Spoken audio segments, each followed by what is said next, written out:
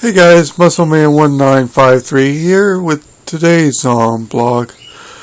Now lately I've been thinking a lot about relationships and what advice I've been given that has helped me, and how I really want to help other people with that same relationship advice.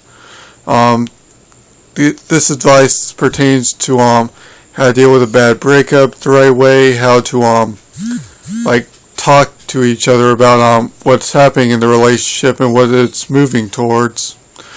Now, for my younger viewers who may watch this video, when I say pertains to the future, I'm not talking about marriage. I'm talking in the near future, if you're going to stay together or if you're just going to stay friends, which sometimes does not happen, but who knows, maybe you were good friends before and it worked out better than you two being in a relationship with each other.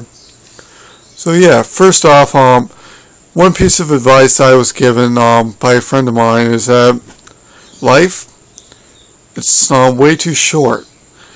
Just because you've had a big fight with someone doesn't mean that it's cause the entire relationship to break down based on that one factor. It can mean you just have to get to know each other better before you can take certain steps. Whatever the fight is about, whether they do something that you don't like, or whether or not they spend too much time with their friends, or whether or not they don't spend too much time with them and they're crowding you a bit. That's really natural for a lot of relationships. Sometimes you want to have some alone time with your friends, and that person is so insecure that they don't really want that because they think you might be going off doing something else. Now, in my previous video, I may or may not have talked about trust, but I don't care what anyone says. I don't care who says they have it and who says they're going to be alright. Trust, it's not just something that you can say you have. You actually have to build a foundation based on that in a relationship. If you don't trust that one person, how can you be with them? You need to learn how to trust yourself with that one person, trust your heart with that one person, before you can ever actually think about relationships. Trust. Without trust, I honestly don't even know how to describe it.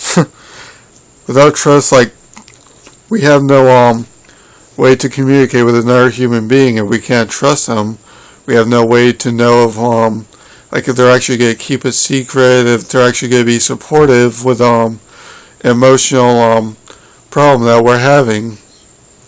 Now, trust, it's not just between family members, it's not just between a church or synagogue friend. Trust, it's between every other human being. I don't care what you have to do, just make sure you get to know them before you actually think that you can trust them.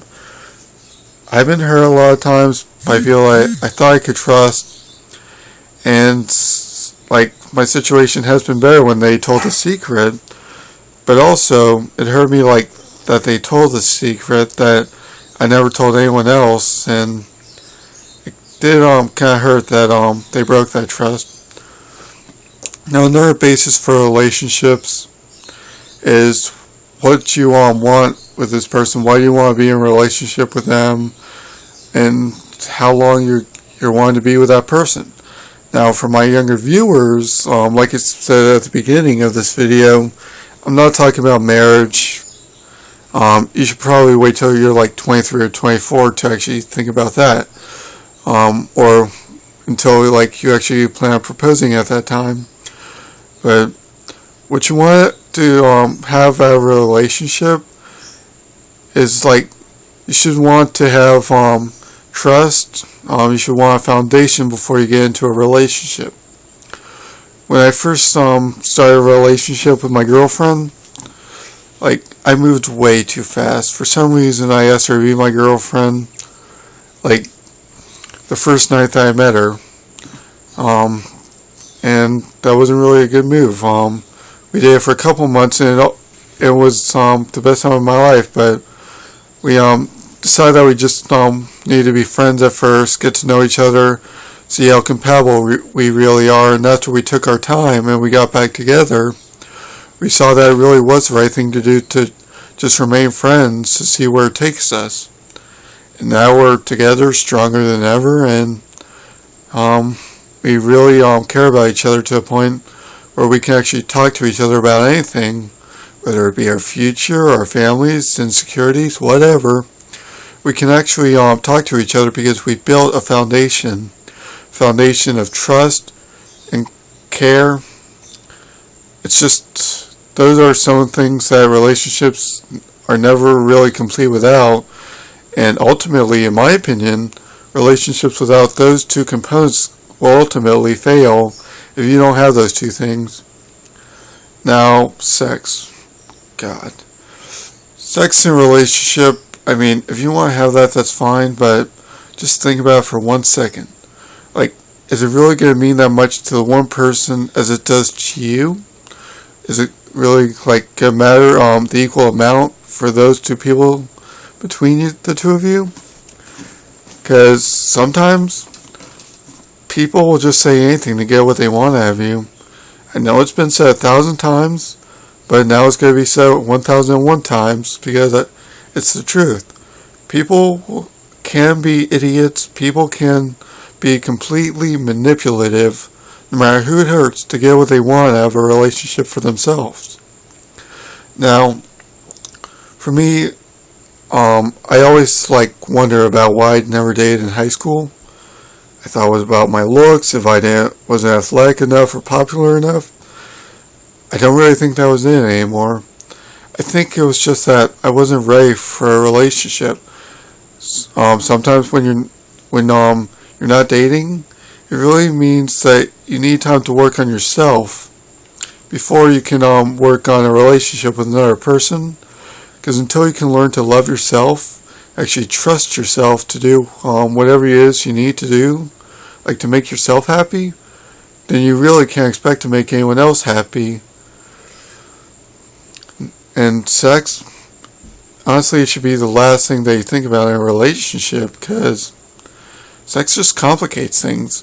People get pregnant, they can get serious diseases, some minor diseases which can grow to complicate things. But really, like sex, it should only be between a mature couple that's actually old enough to make that decision safely. Kids, they do things on impulses.